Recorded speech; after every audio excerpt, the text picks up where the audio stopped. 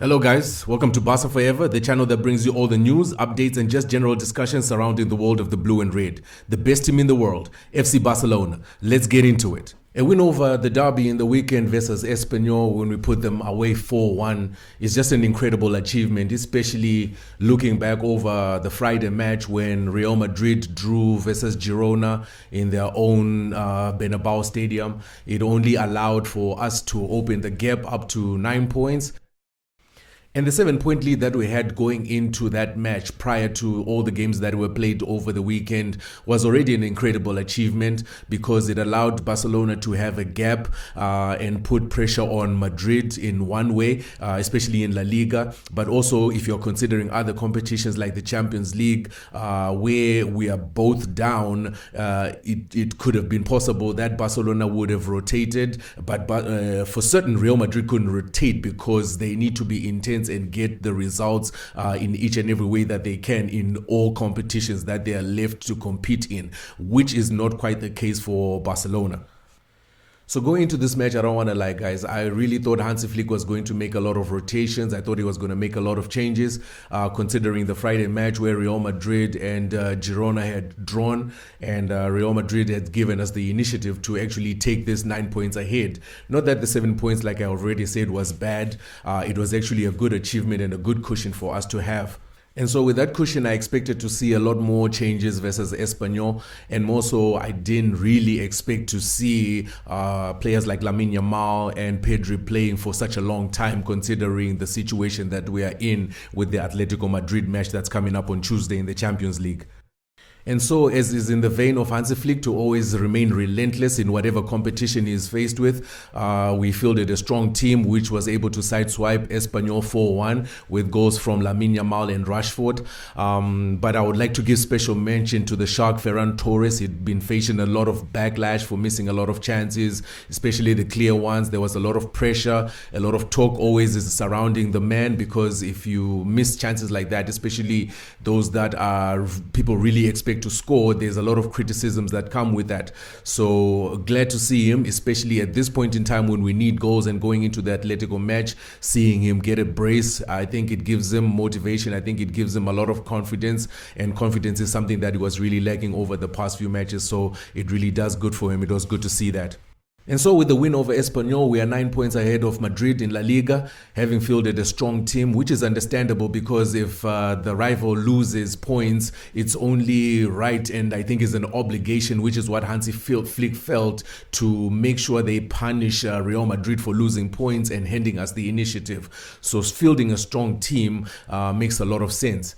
However, is it going to be something that is going to be detrimental to us? Because if you look on the other side, Atletico Madrid made a lot of changes, and it wasn't just a lot, it was a whole lot of changes, because they entirely changed the team from front to back, with the exception of Musso, who remains in goalkeeper, but everybody else, the 10 inside, were all changed. And that means that they got to rest a lot of their good players, a lot of players that obviously are going to play and start in the Atletico Madrid versus Barcelona match in the Champions League second leg on Tuesday.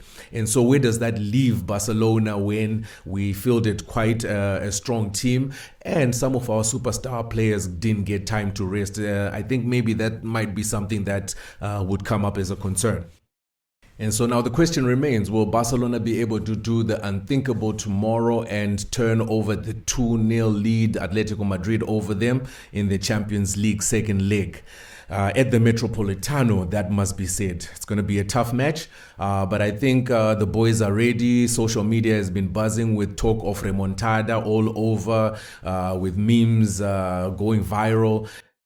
And some credible Spanish journalists are actually reporting that the players have seen these memes going viral. They are full on energy. It is helping to gear them up and motivate them and give them confidence. We've seen Lamine Yamal posts and so on. So all those things, I think they culminate into a fireball that is just building up the vibe and gearing up for tomorrow's match against Atletico. So kudos to the Barcelona fans as well, also on social media, for driving the team. Thank you very much. The team really needs it. We are behind them in full support, 100%. And so going into tomorrow's match, I expect intensity. I expect the team to go for it from the first minute. I mean, we definitely don't have any other choice. It's an obligation to do exactly that and try to get that goal right at the very early stages. And so just we can upset the balance and also try to hold our high line, and our defense must really concentrate. Because if they do score against us first, it can also be detrimental to our psychology and our confidence. So it's a really something that you really have to be careful about in the first few minutes when you approach that game. But I expect Barcelona to come out the blocks with a lot of fire. So with that being said, I expect Hansi Flick to go with Joan Garcia in goal, obviously. At right back, I expect to see Jules Kounde, Eric Garcia and Gerard Martin as our centre-back pairing, because obviously we're not going to see Pau Gubasi with the red card from the last match. I expect that Joao Cancelo will start off at left back.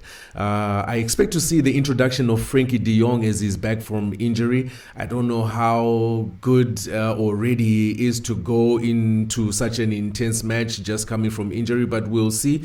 I'm just thinking that he's the one to go with, because Casado is probably fallen down the pecking order, and Marc Bernal is not really ready to come back into the fold. Obviously, if we see Frankie de Jong, we're going to see Pedri alongside him. Pedri is an obvious go, and then I'm expecting to see Dani Olmo heading the central attacking position with Marcus Rashford to his left. Obviously, Lamine Yamal is going to be on the right wing. In this case, tomorrow, I think because of the 2 goals, the brace that he scored, I expect to see Ferran Torres. I think maybe just repaying him for showing that confidence and just giving them that form and allowing him to continue in that vein of form would probably be helpful. But I also wouldn't be surprised if I saw Lewandowski, because Hansi Flick has really been flipping between the two, because essentially the two have got more or less the same goals. They will give you slightly different offerings in terms of their play. Lewandowski, a bit older, might not have the work rate, but he's got that deft touch when it comes to scoring.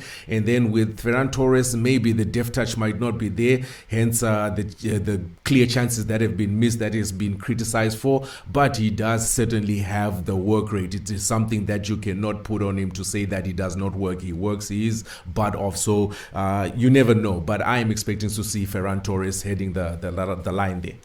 And so if you guys have a slightly different outlook to the lineup that I'm predicting, you guys can just mention in the comments. Let us know what you guys think. But in any case, I think the lineup that we are going to field is obviously going to be intense. Like I said, we are obligated to make sure that we approach the game with full intensity. We need to get back those 2 goals. In terms of Atletico's approach, they can do one of either 2 ways.